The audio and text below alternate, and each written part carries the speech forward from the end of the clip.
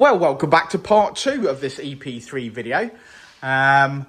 It's on the dyno, it's strapped down, it's ready to rock and roll. We'll explain why it's still here, why this vehicle didn't actually leave in a moment. But look at that, isn't it gorgeous? This is a K24 Frank engine, and we're hoping to complete it right now.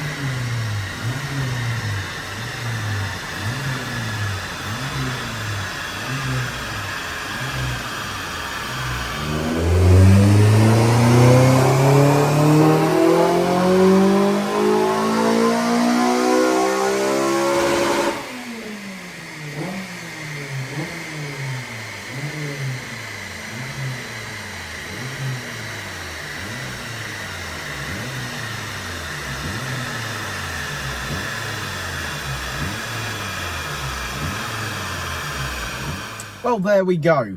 This one's finally complete, Richard. It became a bit of a story, this car, didn't it? It did become a bit of a story, because in the first video, they saw that we had some problems when it very first came. Yeah, because it came on the trailer. It came on the trailer, had a little bit of a fuel leak, didn't have a little bit of a coolant leak, and then we started tuning and it had a little bit of a noise.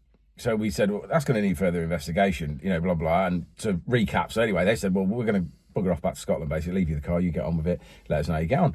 So Tom pulled the car back in, we had a check over it. Couldn't necessarily see anything desperately wrong with it. Checked the valve clearances, they were all really loose. So Tom went through, did the valve clearances, found that the exhaust manifold was loose. So he tightened that up. We covered all that in the last video. Yeah, but anyway, fired the car up, it was mint. No problem. Had no noise. Noise had gone away. Noise had gone away. So at that point, you assume that you fixed it. So obviously the noise is sorted. Put it back on the dyno, went all the way through its mapping session. We even finished the video, because you saw that obviously in the last video. We finished the video and everything. The only thing I wasn't quite happy with was the throttle position sensor wasn't adjusted correctly. So it was out of parameters where I could adjust it on the map. So I said to Tom, well, we'll let it cool down over lunch, come back to it. We'll take the throttle body off. We could adjust the throttle position, get that calibrated correctly and sorted. Yep. And that's it, the car's done. So anyway, we did that, did exactly that. Then fired the car up after lunch. Noise was back. The exact noise that we had previously. Yeah. Oh, there you go. Sorry. The exact noise that we had previously. So I'm like, that's weird. Has it gone all the way through mapping again? Yeah. And not gone all the way through mapping, not had a problem. Cooled down over lunch, and then obviously we've adjusted the throttle position. Now we've got a problem. Anyway, let's not run it. Obviously, there's something going on here. We clearly didn't sort it the first time, even though we didn't have the problem, and it went all the way through mapping.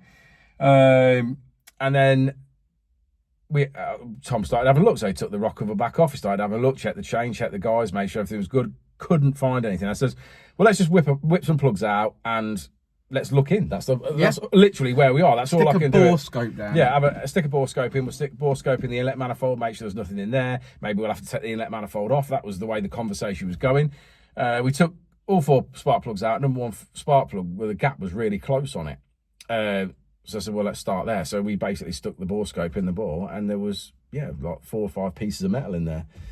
It had to be a piece of aluminium, because this guy should definitely buy a lottery ticket, because he hasn't got away with it, because obviously it's costing money, but he's got away with it. It didn't damage the engine. It was a piece of aluminium. I can only assume that piece of aluminium was in the inlet manifold, because he said he fitted an inlet manifold. So what this item was, I do not know, because it's completely squashed and flat now, so I have no idea what it was. But it's like a penny in it now. It looks like that, yeah. And it was, I think it was in the inlet manifold. And I think when we first heard the noise, it was in the inlet manifold and it was rattling around on the back of the valves, or it was rattling in the inlet manifold. Tom did what he did, and somehow it moved, or it was out of the way, or whatever, and it didn't have a problem again. Then obviously during mapping, it got pulled in and actually went in this time, if you get what I mean. Yeah. So it obviously got hit by the valves enough to break it up maybe, or whatever, and then it actually went in. You know, an important point here is that when we have a car booked in for a map, we don't check down bore scopes. Well, no, but what I'm saying is it wasn't in the engine initially. No. because it went away. If it was in there after the first, what I'm sort of trying to express here is that we don't look inside inlet manifolds. No, we don't. Of course we don't. But, you know, when we're starting. But what I'm saying is, the annoying part is, if we'd have started after Tom did the valve clearances, the noise was still there. We would have continued looking. Of course. Obviously. Because the next plan was to take the inlet manifold off and see if there was anything in there and check the valves and all that sort of stuff. So that was the next process. But because the noise went away, that never happened. No. And anyway, it obviously made its way in there. Look at it, it was a piece of aluminium. So heads had to come off. We've obviously removed those fragments. Luckily, it's not damaged anything. I cannot believe that it hasn't damaged anything. Yeah. So we have just literally took the head off, took the material out, checked all the inlet manifold, obviously make sure there's nothing else in there because that was coming off anyway.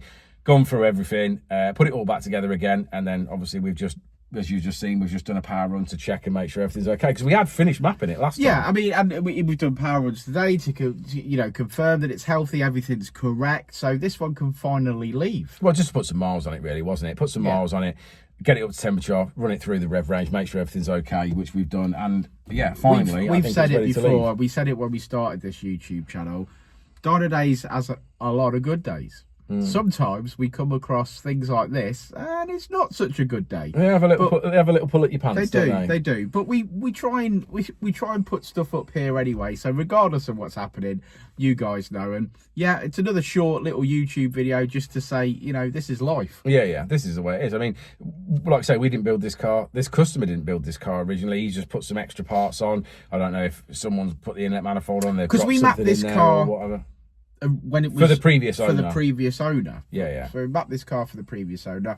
This guy's got away and put some more bits and bobs on it and then add it back. And yeah, somewhere down the line, something came a cropper, didn't it? And I can only assume it was being worked on, and something, a piece of aluminium, whatever it was, I do not know, but something got in that inlet manifold or was dropped in there or whatever, I don't know.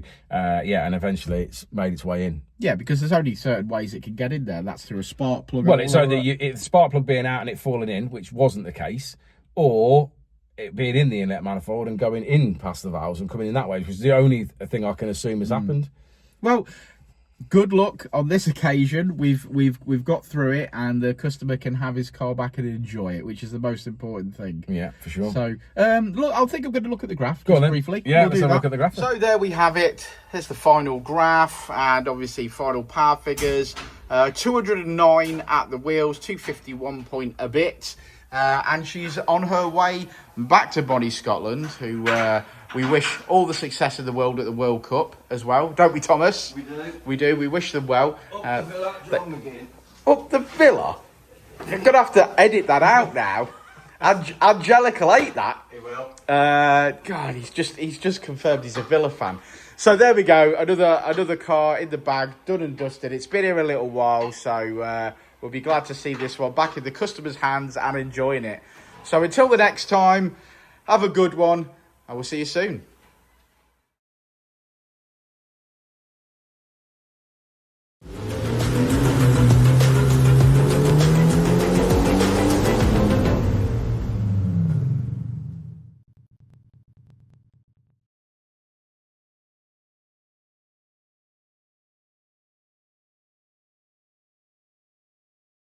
Ready to elevate your ride? Nobody does it better than Dyno Days Performance Parts. Nobody. We're talking the best exhausts, the strongest ECU remaps, absolute top-tier parts for maximum performance. Other places, not even close. Our experts, the best in the business, give you personalized tuning perfectly matched to your driving style. It's incredible, really. People love it. Join a huge, growing community of real enthusiasts. Thousands already trust Dyno Days, smart people, great drivers, and they keep coming back. Go to dynodaysperformanceparts.com right now and transform your drive. Believe me, you're going to love it.